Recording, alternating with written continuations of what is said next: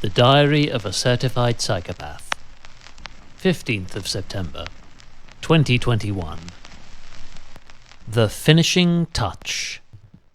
A movable feast of favours to fulfil, both supply and demand related, and an aim to complete what rainfall had rudely interrupted yesterday, namely my picturesque, light, free Potter home, through the villages of Portslade and Southwick, the former, like Mile Oak and Hangleton, a constituent encompassed within the broad perimeter of Brighton and Hove, and maintained under the abundant auspices of its city council, and the latter, akin to Ferring, a settlement in its own regard, and officially fostered by the West Sussex district of Ada.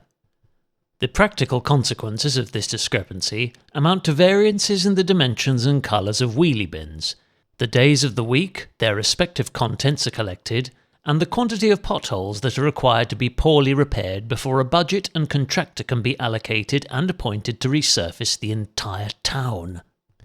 My voyage into the metropolis followed an almost identical course to yesterday, and being reluctantly propelled by two legs progressively sensitive to chill, I am increasingly of the mind that climbing at low speed into a moderate headwind is far more beneficial, both mentally and physically, to effectively making a monster out of that headwind by spending 90% of the time bent double chewing off your own stem and doing your best physical impression of a Scud missile on a slimming diet. The assortment of moderately steep slopes are as easy or hard as the cyclist makes them through a combination of gear selection and masochistic disposition, though there is always the odd quadbuster that will necessitate a surge into anaerobic arrears, no matter the compactness of your crank or tooth count on your pizza cutter. A case in point on this route would be Overdown Rise, which might well be to Shoreham what the dreaded Drove is to Brighton and Hove, albeit safer to climb on account that it isn't officially a one-way street. Downwards. As to our two bijou epitomes of West Sussex suburbia, Southwick, whose roots can be traced back to the early 14th century, retains a significant portion of its period architecture, as can be observed by a gamut of Grade II listed cottages overlooking its assiduously kempt green, one of which supposedly played host to a fly-by visit from King Charles on his escape to France.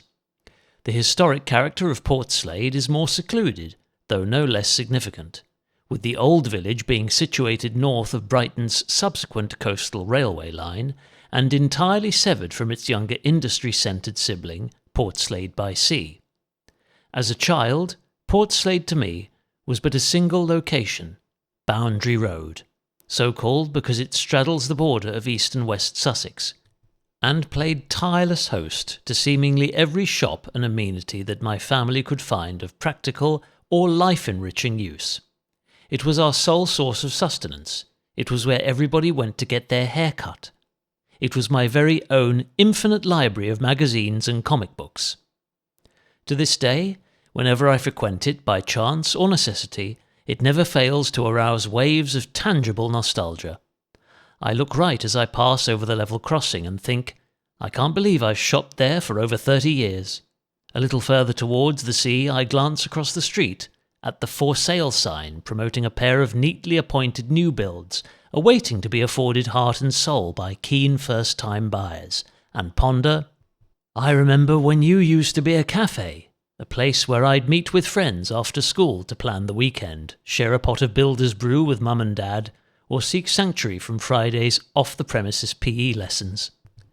Speaking of cafes, one of today's 3 tasks was an act of pure self-indulgence, and involved a visit to Hove Street's Sunshine Bar to collect and consume the cherry Bakewell slice that would turn Mr. Kipling's Strawberry Red with shame, were its local baker ever to segue into mass production.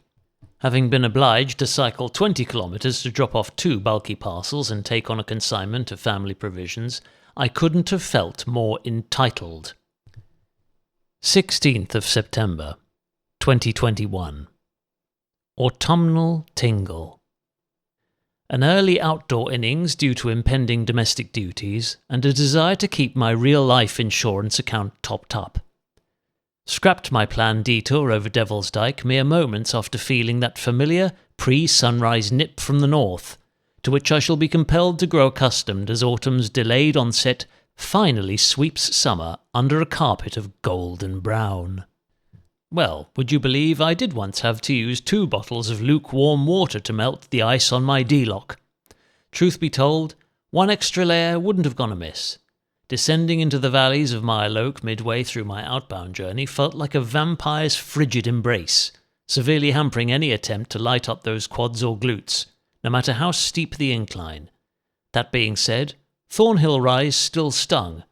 Made as many north to south hairpin turns as possible, essentially trying to create one extensive sequence of switchbacks all the way to where Hove actually, officially borders Brighton, before stopping off at Sugardough to try and snaffle the single greatest almond croissant in the solar system, apart from that one boutique bakery on Saturn.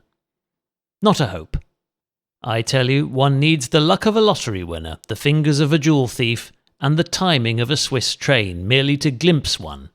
Somewhat disgruntled, I returned to Shoreham without settling for a chocolate and almond compromise at the Real Patisserie, though they are almost as good, and attempted to outdrag a couple of e-bike commuters along the way, in the most sporting of spirits.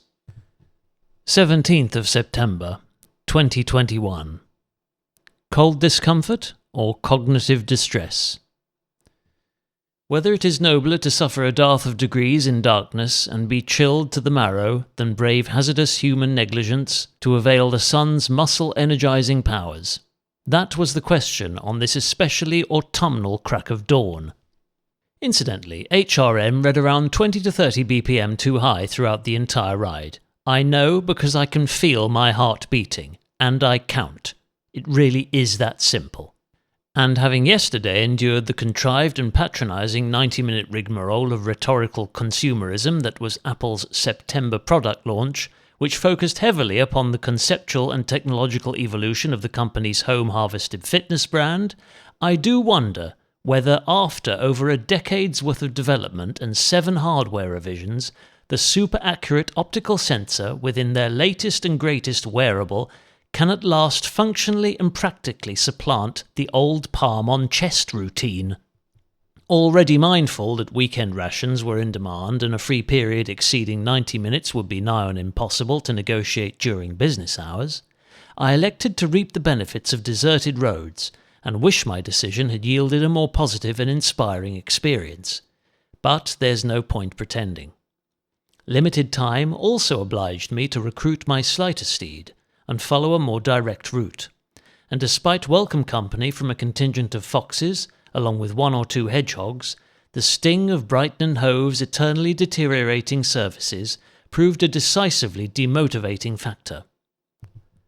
I'm perplexed as to why, with repairs being so frequently carried out, and to an encouragingly high standard during a year when large-scale closures and major operations have been more practical to implement, owing to the pandemic's inadvertent traffic-calming side effects, the chronic litany of crevices, craters, and tarry cobwebs flares up like a seasonal skin allergy.